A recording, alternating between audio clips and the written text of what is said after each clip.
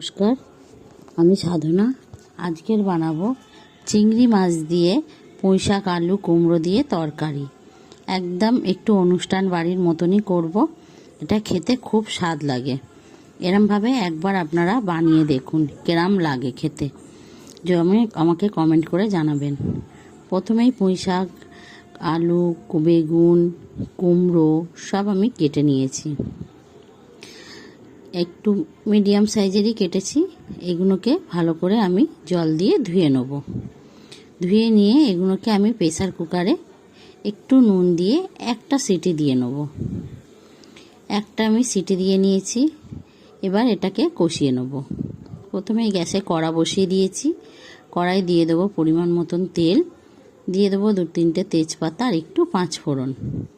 ফোড়নটাকে একটু নাড়াচাড়া করে নিয়ে দিয়ে দেবো এতে কেটে কুচিয়ে রাখা পেঁয়াজ। আমি এখানে মিডিয়াম সাইজের 2টো পেঁয়াজ নিয়েছি কুচিয়ে। এটাকে হালকা ভেজে নিয়ে দিয়ে দেবো চিংড়ি মাছগুলো। চিংড়ি মাছগুলোকেও হালকা ভেজে নেব। চিংড়ি মাছটাও খুব কড়া করে ভাজবো না। দিয়ে দেবো এবার এর মধ্যে আদা রসুনের পেস্ট। 1 চামচ মতন আমি আদা রসুনের পেস্ট দিয়েছি। ওটাকেও ভালো করে নেড়ে চেড়ে নিয়েছি। দিয়ে দেবো 2টো টমেটো কুচি। 2টো টমেটো কুচিটাকেও ভালো করে নেড়ে চেড়ে নেবো একটু নুন দিয়ে। নুনটা দিয়ে দিলে তাহলে টমেটোটা একটু তাড়াতাড়ি গলে যাবে। দিয়ে দেবো হলুদ গুঁড়ো, জিরের গুঁড়ো, দিয়ে দেবো ধনে গুঁড়ো আর দিয়ে দেবো একটু লঙ্কার গুঁড়ো। দিয়ে ভালো করে মশলার সঙ্গে কষিয়ে নেব।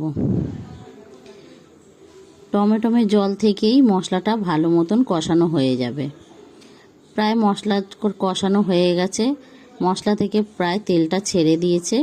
এবার দিয়ে দেবো ওই সেদ্ধ করে রাখা পুঁইশাক কুমড়ো আলু বেগুন দিয়ে দেবো। দিয়ে ভালো করে মশলাটার সঙ্গে নেড়ে চেড়ে কষিয়ে নেব।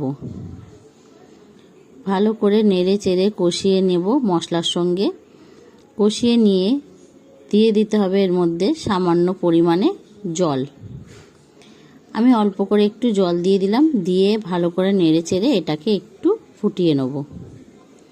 এটাকে 2-3 মিনিট নেড়ে চেড়ে ফুটিয়ে নিলেই এটা রেডি হয়ে যাবে। ভালো করে আমি নেড়ে চেড়ে নিয়েছি। এবার দিয়ে দেবো একটু স্বাদ মতন চিনি। চিনিটা দিয়ে ভালো করে একটু নেড়ে চেড়ে নেব। নেড়ে চেড়ে নিলেই কমপ্লিট আমার চিংড়ি মাছ দিয়ে পুঁইশাক কুমড়োর চচ্চড়ি। আবার এটাকে অনেকে লাবড়া চচ্চড়িও বলে।